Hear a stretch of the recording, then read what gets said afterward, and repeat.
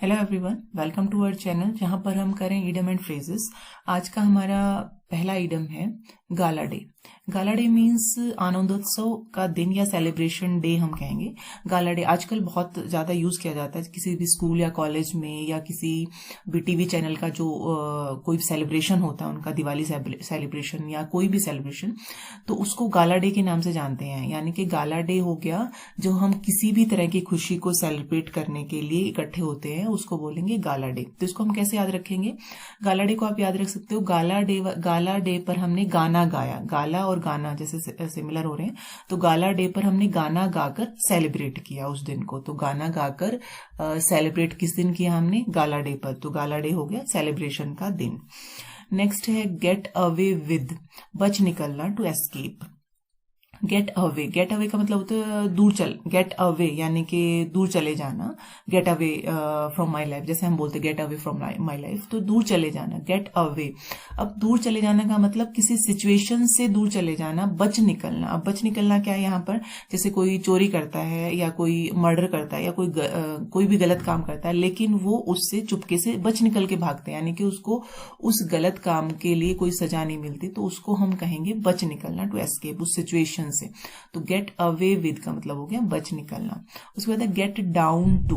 Gate down to means काम, गंभीरता पूर्वक आरंभ करना, to attend to work seriously. अब गेट डाउन, डाउन का मतलब होता है नीचे चले जाना, गेट डाउन नीचे जाना।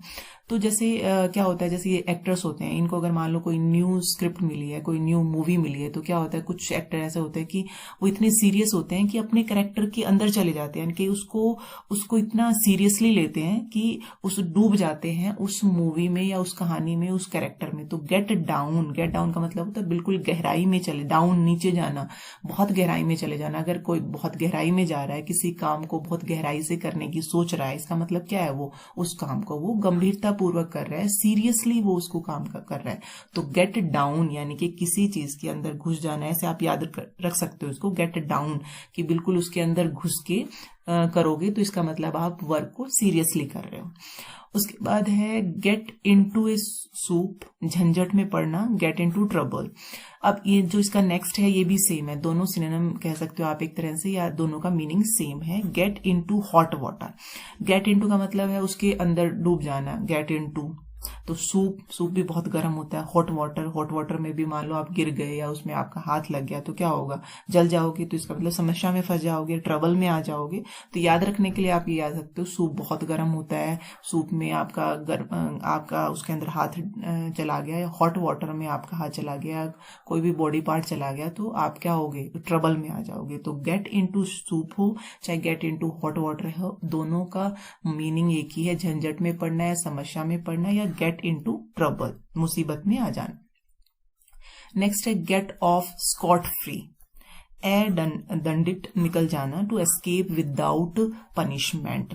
अब गेट ऑफ, ये जो हमने गेट ऑफ स्कॉट फ्री है, ये सेम गेट अवे विद के जैसा है, यानी कि दोनों का मीनिंग एक ही है। गेट ऑफ यानी कि दूर चले जाना, स्कॉट फ्री। अब स्कॉट यहां पर अगर हम अकेले स्कॉट का मीनिंग देखें तो स्कॉट होता है टैक्स। जैसे हम कोई भी चीज, सरकार हमारे ऊपर टैक्स लगाती है, तो कोई चीज हम करते हैं तो उसके लिए हमें टैक्स पे करना पड़ता है, कोई हम सुविधा ले रहे हैं सरकार की तो हमें टैक्स पे करना पड़ता है। तो गेट ऑफ स्कॉट फ्री यानी कि टैक्स फ्री। आप कोई भी काम, कोई गलत काम कर रहे हो और हो सकता है उसके लिए आपको कुछ ना कुछ मान लो आपने गलत काम किया तो उसके लिए आपको सजा मिलनी चाहिए, लेकिन आप उससे बच निकलते हो। Get off scot free.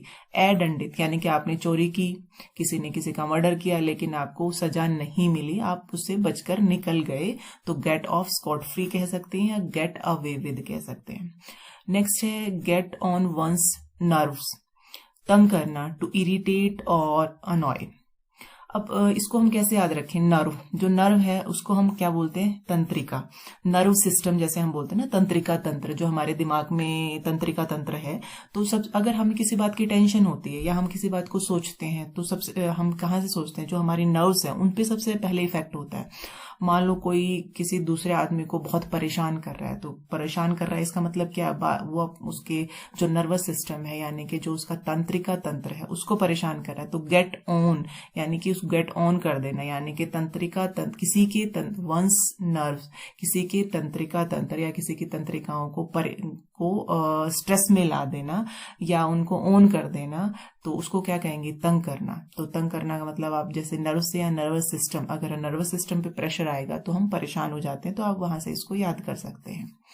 उसके बाद है गीबल गैबल, मूर्खतापूर्ण वार्तालाप, फुलिश टॉक। गिबल गैबल जैसे हम बोलते, जिसका कोई मीनिंग ही ना हो, मूर्खतापूर्ण है, जिसका कोई अर्थ नहीं निकलता हो, तो जैसे हम बोलते हैं ना खाना वाना खाया, यानी खाना वाना, वाना जैसे वाना बोल दिया, या इस तरह के जो वर्ड्स होते हैं उनका कोई मीनिंग नहीं होता। तो इसी तरह से गिबल गैबल, गिबल गैबल मीन्स ऐसे ही बड़बड़ाना कुछ भी, क्योंकि गैबल का जो मीनिंग अगर हम देखेंगे तो इसका मीनिंग होता है बड़बड़ाना। बैबल हो गया, गैबल हो गया, इनका मीनिंग होता है बड़बड़ाना, यानी कि कुछ भी साफ से समझ नहीं आता, ऐसे ही मूर्खतापूर्ण बोले जाना जिसकी कोई अर्थ ही नहीं है, अर्थहीन। तो गिबल गैबल, मूर्खतापूर्ण वार्तालाप। नेक्स्ट है गिफ्ट ऑफ द गैब, चतुराई पूर्वक धारा प्रवाह बोलने की शक्ति या टैलेंट फॉर द स्पीकिंग। अब गिफ्ट ऑफ गैब, गैब का गिफ्ट मिलना किसी को। गैब होता है, एक्चुअली गैब होता है गपशप, गप्पे मारना। तो मान लो किसी कईयों में ये टैलेंट होता है ना कि वो कितने भी गप्पे मरवा लो उनसे, इधर की बातें उधर की बातें, वो चुप नहीं होते हैं। जैसे दो लोग मिले और एक उनमें से ऐसा है कि वो नई नई बातें बताएगा और लोग उसको सुनना भी पसंद करते हैं, तो उनको गिफ्ट मिला हुआ है कि वो उनमें चतुराई से वो बोल सकते हैं, चतुराई से वो चीजों को ऐसे प्रेजेंट करके दिखाते हैं दूसरों को कि लोग उसको इंजॉय करते हैं। तो गिफ्ट ऑफ गैब यानी कि गप्पे मारने का जो उनको गिफ्ट वो भगवान से मिला है, उनको सब उनको अच्छे से सुनते हैं, वो बड़ी चतुराई से बातों को बताते हैं, टैलेंट ऑफ स्पीकिंग। नेक्स्ट है give a piece of mind, डांटना, टू रिब्यूक और स्कोल्ड। अब रिब्यूक हमने जब वोकैबुलरी की थी तो रिब्यूक हमने किया था, उसमें वर्ड रिब्यूक को हमने एक ट्रिक से याद किया था, रिबोक की। उसने अपने रिबोक के महंगे जूते गुम कर दिए तो उसके फादर ने या उसके पेरेंट्स ने उसको बहुत रिब्यूक किया। डांटना, बुरी तरह से डांटना, उसको बोलते हैं रिब्यूक। तो give a piece of mind, give किसी को पीस, टुकड़ा देना, अपने मन का टुकड़ा देना। अब टुकड़ा किसी को मन को फाड़ के टुकड़ा देने का मतलब, गुस्से में हम किसी चीज को फाड़ देते हैं, तो आप ऐसे याद कर सकते हो, याद करने की ट्रिक है। एक्चुअल में ऐसा नहीं है कि इसकी मीनिंग ऐसा है give a piece of mind, क्योंकि जो इडम और फ्रेज होते हैं उनकी अगर आप हिंदी उसको प्रॉपर हिंदी करके पढ़ेंगे तो उसका मीनिंग नहीं होता है। लेकिन जस्ट हम याद करने के लिए हम ऐसे बोल सकते हैं कि give a piece of mind, कि अपने दिमाग का, अपने मन का उसने टुकड़ा फाड़ के देना, यानी कि गुस्से में एकदम से फाड़ के दे रहा है, यानी कि उसको बता रहा है कि मैं कितना गुस्से में हूं, वो डांट रहा है उसको। तो आप ऐसे उसको लर्न कर सकते हो इस ट्रिक से। नेक्स्ट है गो थ्रू फायर एंड वाटर, कोई भी खतरा मोल लेना, टू ब्रेव एनी डेंजर, यानी कि हम ये कह सकते हैं गो थ्रू फायर एंड वाटर, यानी कि गो थ्रू होना, किसी के अंदर से घुस के निकलना उसमें से, चाहे उस आगे पानी आ रहा है, चाहे आगे आग आ रही है, उसमें से वो निकल रहा है। इसका मतलब क्या है कि उसमें इतना जुनून है कि मुझे ये काम करना ही करना है, यानी कि गो थ्रू फायर एंड वाटर का मतलब हो जाएगा मुझे चाहे कहीं से गुजरना पड़े, मुझे ये चीज या ये एम अचीव करना है। तो इसका मीनिंग होता है कुछ, टू गेट समथिंग, कुछ भी चीज प्राप्त करना किसी भी तरह, यानी कि उसके लिए चाहे उसको कितना भी खतरा मोल लेना पड़े, चाहे कुछ भी खतरा उसे फेस करना पड़े, to face any danger to get something. To go through fire and water का मतलब हो गया चाहे पानी में से जाना पड़े, चाहे आग में से जाना पड़े, मैं सारे खतरे मोल ले सकता हूँ, मुझे ये चाहिए ही चाहिए। तो किसी भी तरह की मुसीबत को फेस करना कुछ पाने के लिए।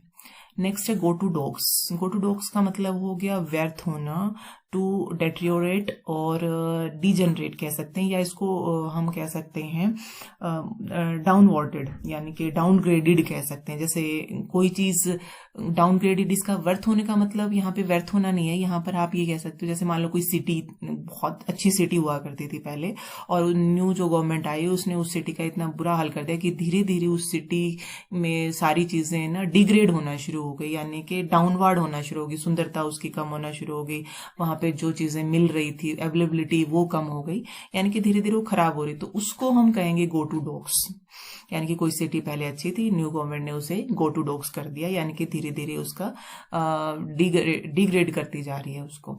तो गो टू, इसको हम याद कैसे करें? याद करने के लिए आप ऐसे सोच सकते हो, जैसे हम डॉग जो वर्ड है, कुत्ता जो वर्ड है, वो जनरली ऐसे गाली यूज करते हैं कि कुत्ते, तुम कुत्ते कुत्ते की तरह रहो या कुत्ते की जीवन जियो या कुत्ते की मौत मरो, तो इसको हम बहुत डाउनग्रेडेड मानते हैं। तो डॉग कुत्तों की तरह रहना सहने का मतलब क्या हुआ, पहले आप अच्छी तरह से रहते थे और आपको कहो गो टू डॉग्स, अब आप कुत्तों की तरह रहो, तो आपका जो लाइफस्टाइल है वो क्या हो गया, डिग्रेड हो गया, यानी कि कम हो गया, धीरे धीरे खत्म हो गया। तो उसको आप ऐसे याद कर सकते हो, गो टू डॉग्स। नेक्स्ट है go to rack and ruin, विनाश होना, टू डिके और गेट डिस्ट्रॉयड। अब इन दोनों में क्या फर्क है, गो टू डॉग्स का मतलब है किसी चीज पहले बहुत अच्छी थी, अब वो धीरे धीरे कम हो रही है, लेकिन गो टू रैक और र्यून का मतलब हो गया बिल्कुल कम नहीं हो रही है, वो नीचे नहीं आ रही है, बिल्कुल ही उसका विनाश ही हो गया, उसका सर्वनाश ही हो गया है। तो उसको आप ये बोलोगे go to rack and ruin. Actually ruin जो होता है, र्यून का वर्ड मीनिंग ही बर्बाद होना होता है, तो र्यून जहां पर आ जाए उसका मीन आप याद रख सकते हो कि वो विनाश या डिके या डिस्ट्रॉयड, बिल्कुल उसका बर्बाद हो जाना। नेक्स्ट है गुड समैरिटियन, दयालु व्यक्ति, a person who help and pays sympathy to these in the distress, ये आप बोल सकते हो आप इसको, ये नेक्स्ट पेज पे लिखा हुआ है इसका। तो गुड समैरिटियन को एक्चुअली, ये समार्टियन जो है ये एक इजराइल की एक जनजाति के लोग हैं। इजराइल हुआ करती थी बहुत पहले, इजराइल में एक समारिया जगह थी, वहां के जो ट्राइब्स थे, जो जनजाति थी, उनको स्मार्टियंस बोला जाता था। तो स्मार्टियंस एक्चुअली ये लोग क्या थे, ये चाहे इन कितनी भी प्रॉब्लम्स आई हो, इन्होंने अपना धर्म नहीं छोड़ा, यानी कि जो ये स्टार्टिंग में जिन चीजों को ये मानते थे उन्हीं को मानते आए, चाहे कितनी भी ट्रबल्स इनके ऊपर आई। तो एक गुड समैरिटियन का मतलब है कि एक अच्छा व्यक्ति, जो मतलब जो पुराने विचार, जो उसके पुराने विचार थे, वो नई जनरेशन भी उन पर कायम रहे, चाहे उन पर कितनी भी प्रॉब्लम्स आए। तो गुड ऐसा व्यक्ति जो दूसरों की सहायता करे, चाहे उसके लिए उसे कुछ मिल रहा हो या नहीं मिल रहा हो, उसको कुछ उसके लिए थैंक्स मिल रहा है, ना मिल रहा हो, या उसको कुछ पेमेंट मिल रही है या नहीं मिल रही है, तो उसको हम बोलेंगे गुड स्मार्टियन, बिना किसी आगे मतलब बिना किसी बदले से। ये नहीं है कि भाई मैं इसका काम करूंगा तो ये मुझे पैसे देगा या मुझे थैंक्स बोलेगा, ऐसे नहीं। इस भावना से परे होकर जो कोई व्यक्ति किसी दूसरे की हेल्प करेगा, उसको गुड स्मार्टियन बोलते हैं। नेक्स्ट है हमारा ग्रास विडो, ऐसी विवाहिता जिसका पति उससे दूर हो, a woman who is separated, divorced और lives apart from her husband. Actually widow हमें पता है, विडो होता है जिसका पति मर चुका हो, उस स्त्री को हम विडो बोलते हैं। लेकिन अगर विडो के आगे ग्रास लग गया तो ये हो जाएगा, वो विडो का मतलब है उसका पति उसके पास नहीं रहता लेकिन मरा नहीं है वो, तो ग्रास विडो ऐसा हो जाएगा कि ऐसी औरत जो उसका पति मरा तो नहीं है लेकिन उससे दूर रहता है, उससे सेपरेट है, चाहे वो डाइवोर्स है। एक्चुअली में अगर ग्रास विडो का सिनोनिम हम देखें तो डाइवोर्सी इसका सिनोनिम बनता है, तो डाइवोर्सी इसका सिनोनिम हो जाएगा। तो यानी कि ऐसी औरत जिसका पति उससे दूर रहता हो। नेक्स्ट है grease the palm. Grease the palm का मतलब है रिश्वत देना, टू ब्राइब। अब ग्रीस, जैसे इसको याद कैसे करें, ग्रीस क्या होता है, जैसे कोई भी मशीन खराब हो जाती है तो हम क्या करते हैं, ग्रीस देते हैं, फिर वो मशीन काम करना शुरू कर देते हैं। तो इसी तरह से मान लो हम कोई काम सरकारी दफ्तर में चले गए और हम अपना काम करवाना है और वो काम या वो साइन उस फाइल पे नहीं हो पा रहे, तो हम क्या करें, ग्रीस करते हैं। ग्रीस से क्या होगी, वो मशीन फटाफट चलेगी। तो अगर किसी की हथेली पे ग्रीस लगाए तो हथेली फटाफट चलेगी, साइन कर देगी। तो इस तरह से आप इसको याद कर सकते हो। ग्रीस द पाम का मतलब है पाम को ग्रीस करोगे, उस हथेली को, पाम होती है हथेली, हथेली को ग्रीस करोगे तो वो आपका जो काम है साइन करने वाली वो फाइल, उस पर फटाफट साइन कर देगी। तो इसका मतलब हो गया आपने रिश्वत दी है, टू ब्राइब। उसके बाद है ग्रीन रूम। ग्रीन रूम ये तो सभी को पता है, जनरली सुना होगा। ग्रीन रूम क्या होता है, अभिनेता का वेशभूषा का कमरा, a lodge in a theatre or studio for the performers to get ready, यानी कि जहां पर जो एक्टर और एक्ट्रेस अपने परफॉर्मेंस देने से पहले रेस्ट करते हैं या बाद में रेस्ट करते हैं, जहां तैयार होते हैं, वो उनका ग्रीन रूम बोला जाता है। एक्चुअली ग्रीन रूम आया कहां से है, लंदन में एक बहुत पहले लंदन में एक थिएटर हुआ करता था, पुराना थिएटर। तो उस थिएटर में जहां पर वो पर्दा होता था, स्क्रीन होती थी, उसके पीछे एक रूम बना हुआ था। वहां पर जनरली बोला जाता था कि जो एक्टर एक्ट्रेस है आप यहाँ बैठो तब जब तक आपका सीन नहीं आ रहा है, तो वो वहां बैठते थे। एक्चुअली उस रूम का जो कलर था वो ग्रीन कलर था। तो ऐसे ही ये आम बोलचाल में शुरू हो गया कि जैसे कोई पूछता कि ये एक्टर कहाँ है तो बोल देता है ग्रीन रूम में बैठा हुआ है, चलो बुला के लाओ उसको, ग्रीन रूम में बैठा हो। तो वहां से ये बोलचाल की भाषा में आ गया ग्रीन रूम। तो ग्रीन रूम का मतलब हो गया कि ऐसी जगह जहां पर एक्टर या एक्ट्रेस अपनी सीन से पहले या बाद में जहां रेस्ट करते हैं या जहां पर वो रेडी होते हैं। नेक्स्ट है ग्रिस्ट टू वंस मील, फायदेमंद, something that can be use for the ones advantage. अब इसको ग्रिस्ट जो होता है, ग्रिस्ट होते हैं जैसे चक्की में, मील हो गया चक्की में पीसने के लिए के पास कोई भी अनाज आप रखो सारे ग्रिस्ट होंगे। ग्रिस्ट का मतलब होता है पीसने के लिए अन्न, जैसे चाहे आप गेहूं रख रहे हो, बाजरा रख रहे हो, दालें रख रहे हो, तो जो भी आपने पीसने के लिए जिस भी अन्न को तैयार किया उस अन्न को ग्रिस्ट बोलते हैं। तो ग्रिस्ट टू वंस मील, तो किसी की चक्की में पीसना, किसी के चक्के में पीसना। एक्चुअली इसको फायदेमंद क्यों कहा गया, इसका जो मीनिंग फायदेमंद क्यों निकला है, जैसे क्या होता है जो ग्रिस्ट है यानी कि कोई भी अनाज है, चाहे वो कई बार क्या होता है अनाज खराब हो जाता है, तो अगर आप किसी को वो अनाज बेचोगे तो कोई नहीं खरीदेगा, लेकिन आप उसको अगर पीस दोगे, चक्की में उसको पीस दोगे, तो किसको पता था ये खराब अनाज का है या अच्छे अनाज का है, तो वो आटा बनने के बाद वो आपको फायदा ही देगा। तो इसके लिए इसका मीनिंग फायदेमंद रख दिया गया। तो ग्रिस्ट टू वंस मील का मतलब है चाहे खराब अन्न था आपके पास, चाहे अच्छा अन्न था, चाहे कैसा भी अन्न है, अगर आप उसको एक बार अपनी चक्की में से पीस देते हो तो वो आपको फायदा ही देगा। तो फायदेमंद इसका मीनिंग हो जाएगा। तो ये थे आज की इडियम एंड फ्रेज। मिलते हैं नेक्स्ट वीडियो में। धन्यवाद। जय हिंद, जय भारत।